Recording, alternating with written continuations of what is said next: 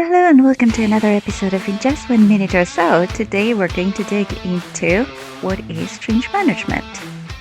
And change management is the discipline that guides how we prepare, equip, and support individuals to successfully adopt change in order to drive organizational success and the outcomes.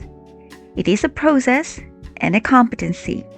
Why it is a process? Because it uses a holistic set of tools to drive successful change, and it requires a set of skills that enables change and creates a strategic capability for increasing organizational effectiveness.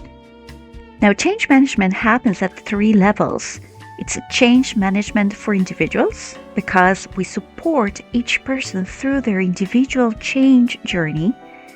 It is also change management for organizational projects and initiatives because it increases outcomes and return on investment by equipping impacted individuals to adopt and use these solutions. And it's an enterprise change management because it delivers a strategic intent, mitigates change saturation, and improves agility by embedding change management into the fabric of the organization. Now, when we talk about the different processes or the phases that we go through, if we follow the ProSci model, the phase 1 is to prepare the approach. That is, we are clearly defining success for the project or initiative. So what are we trying to achieve here? Who must do the jobs directly and how? Who are the sponsors and people managers who will need to be involved? Now in the phase 2, we are managing change. So in this part, we are advancing individuals through the change process and involving the bulk of change management work.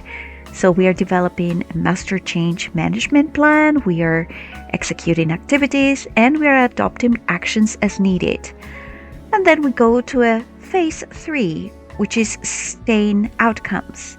And this part focuses on actions designed to sustain the change over time. And that includes reviewing and documenting activities, identifying gaps and opportunities, transferring responsibility, as well as celebrating success. Now, among the best practices in change management, we have mobilizing active and visible executive sponsorship. So here we are focusing on championing the change by leading and motivating others in the organization. We're making effective and influential decisions regarding the change, including aligning priorities, and we are maintaining a direct communication with the project management and change management team. We are influencing the peers to maintain the buy-in and participate in the coalition of sponsorship. The second best practice is applying a structured change management approach. That means staying on track, something that is then a plan that is customizable, scalable, and easy to apply. The third best practice is communicate frequently and openly. And we are talking about cadence, consistency, transparency, as well as leveraging multiple communication channels and preferred senders. So the topics that we are communicating are basically why the change is happening, the expectations, the long-term plan, how the change will impact every employee, and essential business drivers like finance, technology, growth, and so on. The fourth best practice is engaging with frontline employees. Here we are using tactics to increase engagement. We are highlighting the famous WIIFM, that is, what is in it for me. We are identifying and building relationships with impacted groups.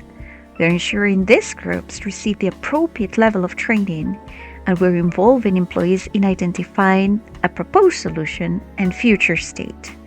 So here is key, the reinforcement. Another best practice is dedicate change management resources.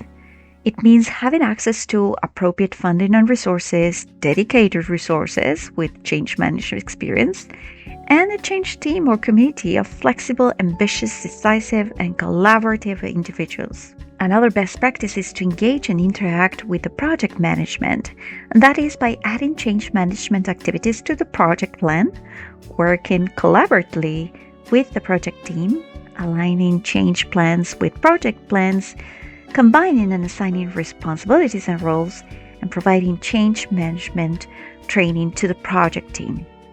And we come to the last best practice, which is engaging with and supporting middle managers. So your middle managers actually are your greatest allies in times of change. You want to emphasize communication about the change and the manager's roles in this change. Holding one-on-one meetings and team meetings and alignment sessions can be key here, and focusing on awareness building, including how the change will affect them, the business reasons for the change, and the need for the change, providing materials, tools, support, and of course, engaging and involving managers during the early phases, and then throughout the whole project cycle. Normally, the middle managers are the group that is the most resistant, so that's why it's so important to involve them from an early stage. And that was all for today. Thank you for joining us and see you in the next episode.